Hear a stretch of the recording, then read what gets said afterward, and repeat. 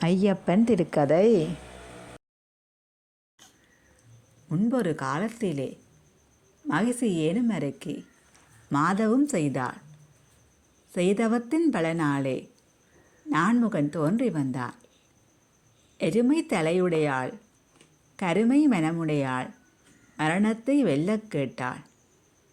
மண்ணில் பிறந்தவர் மரணம் மறுக்க முடியாத உண்மை என்று மறுத்த பிரம்மனிடம் ஹரிஹரன் சங்கமத்தில் உருவாகும் புதல்வன், வையகத்தில் 16 ஆண்டுகள் வாழ்ந்த பாலன் மட்டுமே எனக்கு காலன் என்றவள் கேட்டிட, அன்ன வாகனனும் அப்படியே ஆகட்டும் என்றான். தேவர் தமக்கு அமுதம் தரவே பாற்கடல் வாசன் மாறிய கோலம், பனிமலை ஈசன் பார்த்த நேரம் ஹரிஹர சங்கம ஒளியானதே, மழலையின் வடிவில் உருவானதே.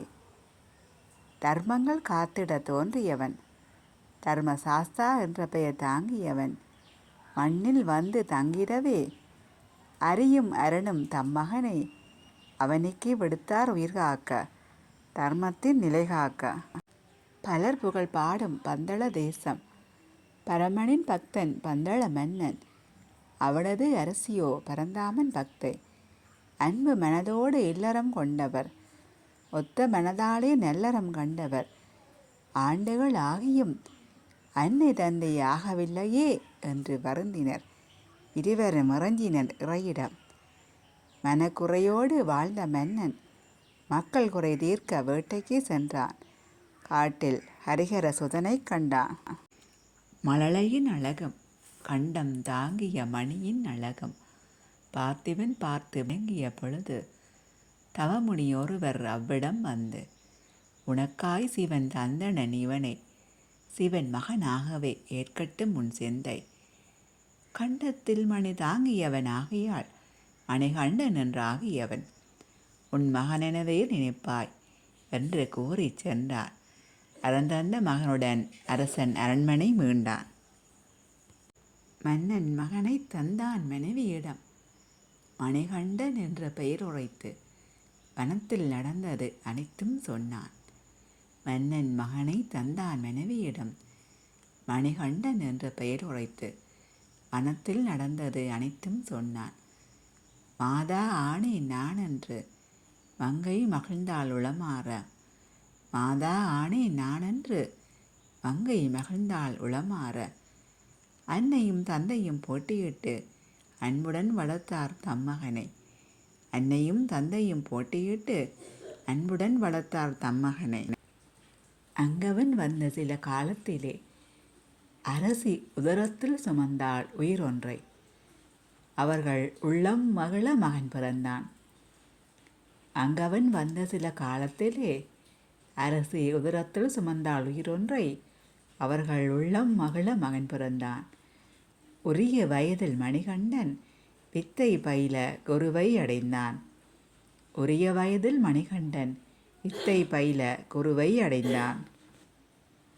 வித்தைகள் பயில வந்தவன் விண்ணகத்து தெய்வ வடிவினன் என்ற சத்தியம் உணர்ந்து கொண்டார். குரு தன்னை மறந்து நின்றார். வித்தைகள் பயில வந்தவன் விண்ணகத்து தெய்வ வடிவினன் என்ற சத்தியம் உணர்ந்து கொண்டார். குரு தன்னை மறந்து நின்றார். அனைத்து கலைகளின் உருவம் மணிகண்டன் ஞானத்தின் வடிவம். ஆயினும் தான் தாங்கிய மானிட கோலம், அதற்கு தக்கபடி பயின்றான் ஆசானிடம் பாடம். அனைத்து கலைகளின் உருவம் மணிகண்டன் ஞானத்தின் வடிவம். ஆயினும் தான் தாங்கிய மானிட கோலம், அதற்கு தக்கபடி பயின்றான் ஆசானிடம் பாடம். குருவிற்கோர் மகனுண்டு, குறையுற்ற புலன்கள் அவனுக்குண்டு. குரு தந்த வித்தைக்காய் மணிகண்டன் தந்தான் குரு தட்சிணை. குரு மகனின் ஒளியற்ற கண்களுக்கு ஒளி தந்தான். பேசாத நாவையும் பேச வைத்தான்.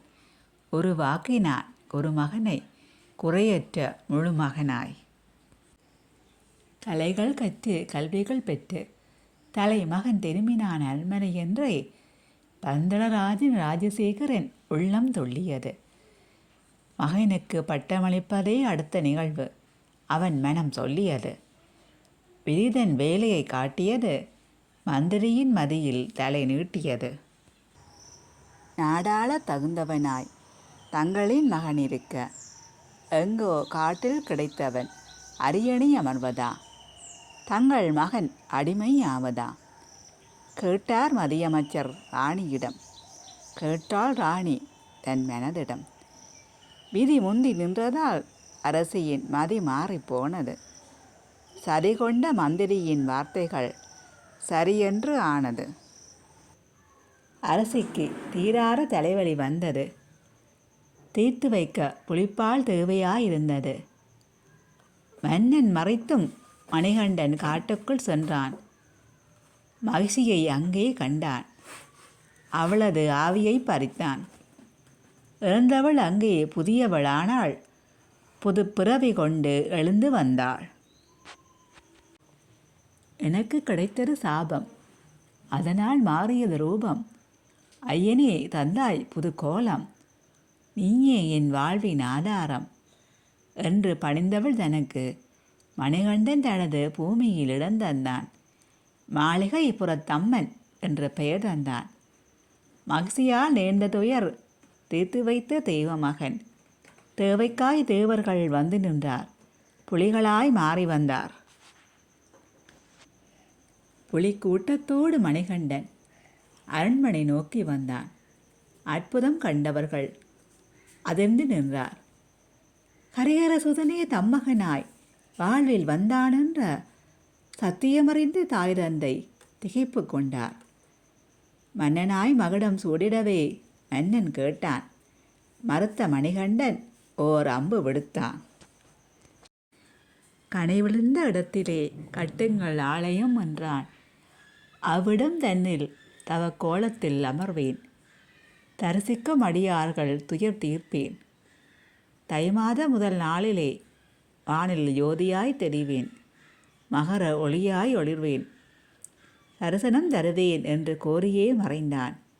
பம்பா நதி ஓரமாய் சபரிமலை மீதிலே 18 படி தாண்டியே அவதார மூர்த்தி அமர்ந்தான். ஐயப்ப சுவாமியாய் நிலை கொண்டான்.